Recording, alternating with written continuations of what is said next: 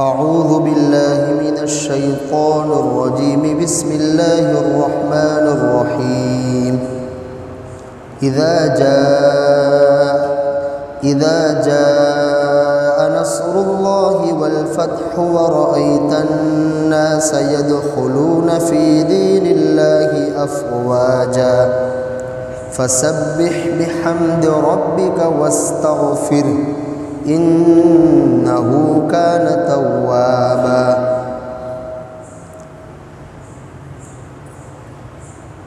بات یہ چل رہی تھی اس سورت میں، سورۃ النصر میں اللہ تبارک و تعالی نے فتح مکہ کی جانب اشارہ فرمایا ہے، جو میرے اور آپ کے آقا نبی کریم صلی اللہ علیہ وسلم کا وطن تھا۔ اللہ کے رسول صلی اللہ علیہ وسلم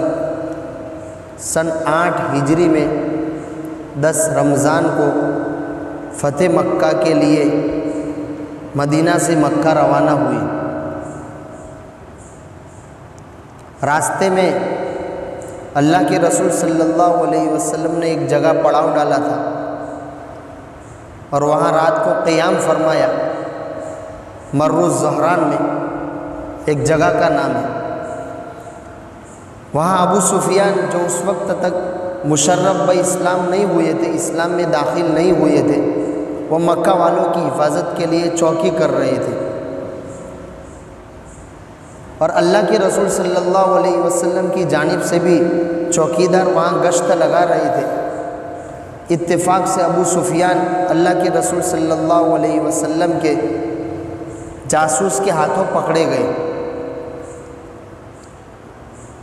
حضرت عباس ان کو لے کر حاضر ہوئے۔ اللہ کے رسول صلی اللہ علیہ وسلم نے ان کے سامنے اسلام پیش کیا، فوراً انہوں نے اسلام قبول کر لیا۔ اس کے بعد حضرت عباس نے یوں کہا کہ سردار ہے اور کچھ چاہتا ہے، تو اللہ کے رسول صلی اللہ علیہ وسلم سمجھ گئے کہ کچھ ان کے بارے میں تعریفی جملے کہہ دیے جائے، تو اللہ کے رسول صلی اللہ علیہ وسلم نے ارشاد فرمایا،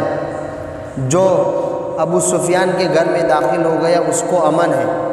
جس نے اپنے گھر کے دروازے بند کر لیے اس کو امن ہے، جو مسجد میں داخل ہو گیا اس کو امن ہے، جس نے ہتھیار ڈال دیے اس کو امن ہے، یعنی اس کو نہیں چھیڑا جائے گا، ہم اس سے قتال نہیں کریں گے۔ پھر اللہ کے رسول صلی اللہ علیہ وسلم نے ان کو ایک پہاڑ کی چوٹی پر لے جا کر کھڑا کرنے کا بولا۔ اس کے بعد پھر اللہ کے رسول صلی اللہ علیہ وسلم آگے بڑھے، اور سب سے پہلے اللہ کے رسول صلی اللہ علیہ وسلم حضرت علی رضی اللہ تعالی عنہ کی حقیقی بہن حضرت ام ہانی کے گھر تشریف لے گئے، اور وہاں جا کے مکہ فتح ہوا، اس کے شکرانے کے طور پر 8 رکعتیں ادا فرمائی۔ علماء کرام کا کہنا یہ ہے کہ یہ شکرانے کی نماز تھی، یا کہ اس وقت چاشت کا وقت ہو رہا تھا تو چاشتی کی نمازیں تھی۔ خیر دونوں ہی باتیں ہیں، اللہ کے رسول صلی اللہ علیہ وسلم نے 8 رکعتیں شکرانے کی ادا فرمائی اور غسل فرمایا۔ اس کے بعد اللہ کے رسول صلی اللہ علیہ وسلم اپنے اونٹنی پر سوار تھے۔ جس وقت اللہ کے رسول صلی اللہ علیہ وسلم مکہ میں داخل ہو رہے تھے تو عبداللہ ابن مغفل رضی اللہ تعالیٰ نے ارشاد فرماتے ہیں، اللہ کے رسول صلی اللہ علیہ وسلم کی تواضع کا، انکساری کا اور عاجزی کا یہ عالم تھا کہ آپ روتے جا رہے تھے، اور سورہ فتح انا فتحنا لک فتحا مبینا والی آیت اللہ کے رسول صلی اللہ علیہ وسلم کی زبانی تھی، اور آپ عجز کے پیکر بنے ہوئے تھے، تواضع کا مجسمہ بنے ہوئے تھے، اور اس انداز سے آپ جا رہے تھے کہ آپ کی پیشانی مبارک اور آپ کا سر اونٹ کے کجاوے کے پالن سے لگ رہا تھا۔ اتنے عاجزی کے ساتھ اللہ کے رسول صلی اللہ علیہ وسلم جا رہے تھے۔ حالانکہ آج اگر کسی بادشاہ کو فتح حاصل ہو جائے، کوئی ملک اس کے قبضے میں آ جائے، تو وہ کس انداز کا غرور کرتا ہے، کیسے تکبر میں مبتلا ہوتا ہے، اور قتل و قتال اور خون بہاتا ہے۔ خود قرآن مجید میں ایسے بادشاہوں کے بارے میں تذکرہ کیا، ان الملوک اذا دخلوا قریۃ افسدوها وجعلوا اعزۃ اہلها اذلہ۔ جب بادشاہ کسی ملک میں داخل ہوتے ہیں تو وہاں افسدو کا فساد مچاتے ہیں اور باعزت لوگوں کو ذلیل کرتے ہیں اور خون خرابہ کرتے ہیں. یہ بادشاہوں کے بارے میں قرآن مجید کہہ رہا ہے. اللہ کے رسول صلی اللہ علیہ وسلم فتح حاصل کر رہے ہیں. اور کیسے لوگ ہیں اندازہ تو لگاؤ. 13 سال تک اللہ کے رسول صلی اللہ علیہ وسلم کو جنہوں نے ستایا اور آپ کے اصحاب کو ستایا اور انگاروں پر لٹائے جاتے تھے. مکہ کی تپتی ہوئی ریت میں ان کو سلایا جاتا تھا، حتیٰ کہ رہنا وہاں مشکل کر دیا، جس کے نتیجے میں اللہ کے رسول صلی اللہ علیہ وسلم کو مجبوراً ہجرت کرنا پڑے اور آپ مدینہ تشریف لے گئے. تو موقع تو ایسا تھا کہ آپ بدلہ لیتے، لیکن اللہ کے رسول صلی اللہ علیہ وسلم تواضع اور عاجزی اور اللہ کے شکریہ کے ساتھ مکہ میں داخل ہو رہے ہیں. روایت میں اللہ کے رسول صلی اللہ علیہ وسلم ارشاد فرماتے ہیں، من تواضع للہ فقد رفعہ اللہ. جو اللہ کے لیے تواضع اختیار کرتا ہے، عاجزی اختیار کرتا ہے، جو اللہ کے خاطر کسی کو معاف کر دیتا ہے اور اپنے آپ کو جھکا لیتا ہے، تو بظاہر یہ لگ رہا ہے کہ یہ جتھے والا ہے، طاقتور ہے، بدلہ لے سکتا ہے، پھر بھی اس نے معاف کر دیا. تو لوگوں کی نگاہوں میں اگرچہ ایسا معلوم ہو رہا ہے کہ یہ ہار گیا، لیکن اللہ کے رسول صلی اللہ علیہ وسلم کا فرمان ہے رفعہ اللہ، اللہ تعالیٰ نے اس کو بلند کیا. ایک مرتبہ اللہ کے رسول صلی اللہ علیہ وسلم نے ارشاد فرمایا، تم پہلوان کس کو سمجھتے ہو؟ تو لوگوں نے وہی جواب دیا کہ پہلوان وہ ہے جو اکھاڑے میں لوگوں کو پچھاڑ دے اور بازی جیت جائے. اللہ کے رسول صلی اللہ علیہ وسلم نے فرمایا پہلوان وہ نہیں ہے، پہلوان وہ ہے جو غصہ کو پی جائے. تو اللہ کے رسول صلی اللہ علیہ وسلم ارشاد فرما رہے ہیں، من تواضع للہ فقد رفعہ اللہ. جس نے اللہ کے لیے تواضع کی اور اپنے آپ کو عاجز بنایا اور اللہ کے سامنے تواضع اختیار کی اور لوگوں کو معاف کر دیا، اللہ تعالیٰ اس کو بلند کریں گے، آخرت میں بلند کریں گے. اور ابھی نہیں، جس وقت لڑائی ہو رہی ہے بظاہر ایسا لگ رہا ہے کہ یہ ہار مان رہا ہے، بعد میں اللہ تبارک و تعالیٰ اس کو ایسی رفعت اور بلندی عطا فرمائیں گے کہ واقعتاً معاشرے میں اور بستی والوں میں اس کا ایک مقام ہوگا، اس کی ایک عزت ہوگی. خیر، اللہ کے رسول صلی اللہ علیہ وسلم عاجزانہ تشریف لے جا رہے ہیں. آج کل ایک چھوٹا سا گاؤں کے لیول پر یا صوبائی لیول پر چھوٹا سا الیکشن ہوتا ہے، اس الیکشن میں کبھی تو ایسا ہوتا ہے کہ دو فریق ایک ہی بستی کے آمنے سامنے مسلمان ہیں. ارے یہ تو اس لیے تھا کہ بس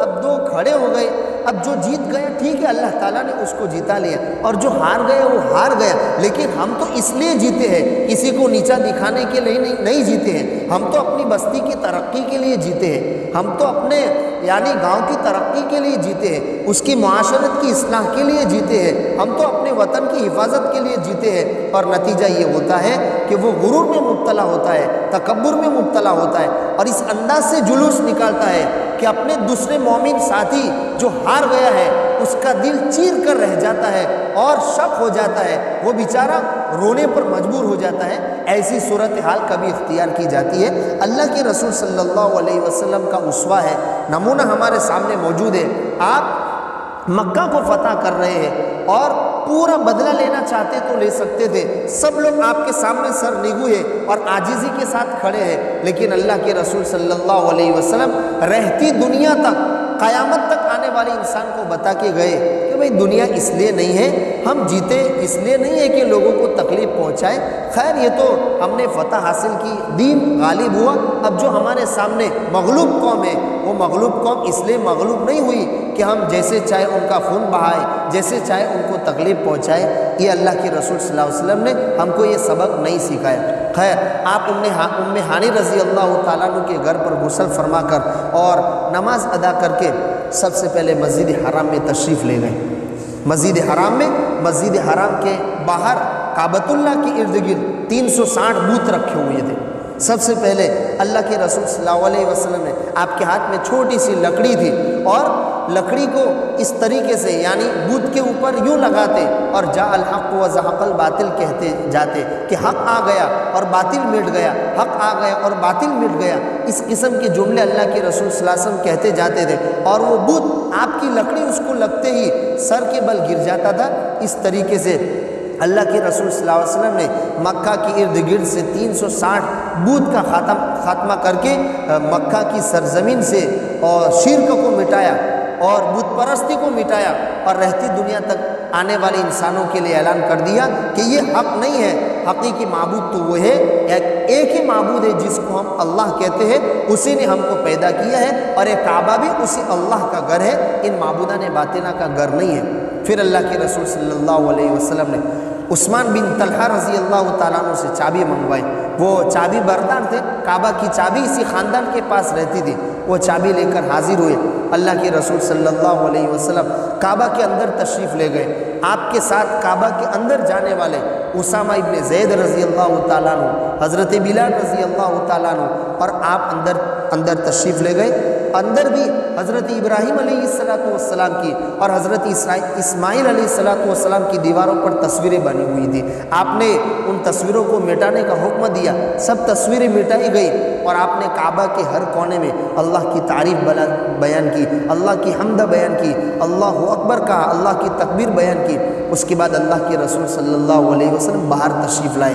جب باہر تشریف لائے تو حالت یہ تھی کہ مکہ کے گھر کا ایک فرد وہاں مسجد حرام میں کھڑا تھا، اور پورا مسجد حرام کھچا کھچ بھرا ہوا تھا، اور بس اس انتظار میں تھے کہ ہم تو وہ لوگ ہیں کہ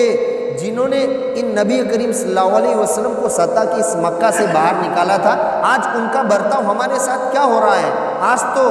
ہم مارے جائیں گے، ہم قتل کیے جائیں گے، سب کے سب کھڑے ہیں۔ اللہ کے رسول صلی اللہ علیہ وسلم نے اعلیٰ درجے کا اور انتہائی بلیغ خطبہ ارشاد فرمایا، جو بہت لمبا خطبہ ہے، حدیث کی کتابوں میں موجود ہے۔ اس کا مرکزی مضمون اس وقت مکہ والوں کے لیے یہ تھا، اے مکہ والوں تم جان لو، خاص طور پر قریش والوں کو آپ نے خطاب کر کے کہا کہ قریش کو اپنے آبا و اجداد پر گھمنڈ تھا، اللہ تبارک و تعالیٰ نے آج فتح مکہ کر کے اس گھمنڈ کو توڑ دیا۔ قریش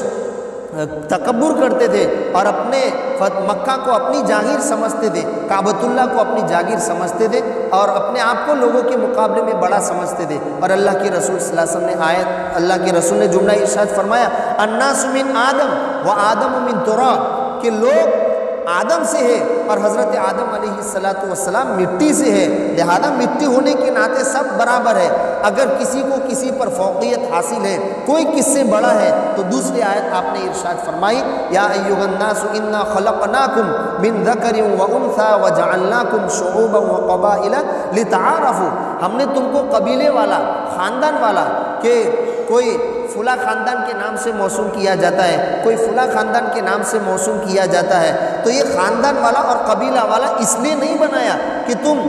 قبیلے والوں پر، ایک قبیلے والے دوسرے قبیلے والے پر فخر کرے کہ ہم تو ڈوڈیا کہلائے جاتے ہیں، یعنی ڈنڈے والے ہیں، بعض جگہ اس قسم کے وہ سرنیم ہوتے ہیں، تو یہ اس لیے ہم نے تم کو نہیں پیدا کیا، وہ تو اس لیے یہ سب قبیلے والا بنائے، لتعارفوا، تاکہ پہچانے جا سکے کہ اچھا بھائی فلاں آدمی، یعنی ایک ہی نام کے دو آدمی ہیں، تو کہا وہ محمد، یعنی جن کی سرنیم یہ ہے، تو اس سے تو تعارف ہو رہا ہے، ایک دوسرے کی پہچان ہو رہی ہے، ایک دوسرے کو پہچاننا آسان ہے، اس لیے ہم نے تم کو یہ خاندان اور قبیلے والا بنایا، اس لیے نہیں کہ تم ایک دوسرے پر فخر کرو،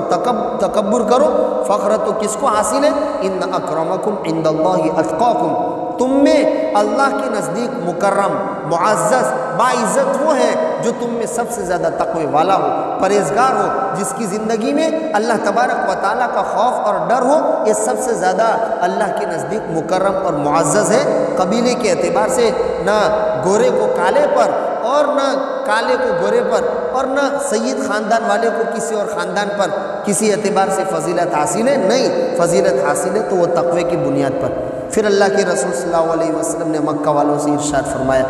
بتاؤ میں تمہارے ساتھ آج کیا معاملہ کروں گا؟ تو مکہ والے مزاج شناس تھے، اللہ کے رسول صلی اللہ علیہ وسلم کے مزاج کو تاڑ گئے، اور سہیل بن عمرہ نے فرمایا، اخ کریم وابن اخ کریم، آپ تو شریف بھائی ہیں اور شریف بھائی کے بیٹے ہیں، اس لیے آپ سے اچھا ہی کی امید ہے، خیر ہی کے فیصلے کی امید ہے، آپ اس فیصلے کی ہم امید نہیں رکھتے کہ آپ ریزی کا حکم دیں گے تو فوراً اللہ کے رسول صلی اللہ علیہ وسلم نے ارشاد فرمایا، آج میں بھی وہی کہتا ہوں جو حضرت یوسف علیہ السلام نے اپنے بھائیوں سے کہا تھا، لا تثریب علیکم اليوم، آج تم پر کوئی پکڑ دھکڑ نہیں ہے، میں تم کو کوئی سزا نہیں دیتا ہوں، اذهبوا فانتم الطلقاء، جاؤ تم سب کے سب آزاد ہو۔ اس قسم کے جملے اللہ کے رسول صلی اللہ علیہ وسلم نے ارشاد فرمایا، اور بلا کسی جملے کسے اور تان کیے بغیر آپ نے سب کو معاف کر دیا۔ حضرت مفتی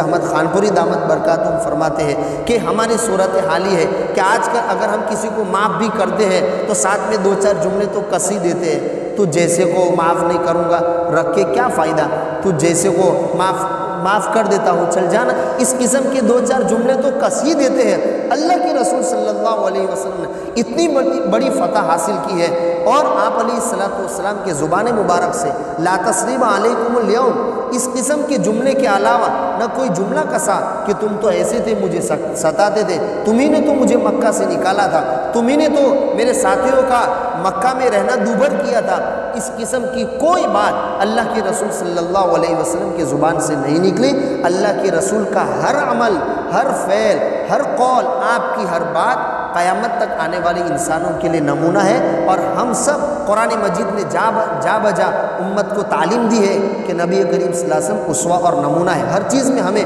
نبی کریم صلی اللہ علیہ وسلم کے اسوہ اور نمونہ کو اپنانا چاہیے۔ آدمی اگر کسی کو معاف کر رہا ہے تو واقعتاً ایسا معاف کرے کہ اس کے بعد کوئی احسان جتلانا نہ ہو، کسی قسم کا کوئی تکلیف دہ جملہ اس کی زبان سے نہ نکلے۔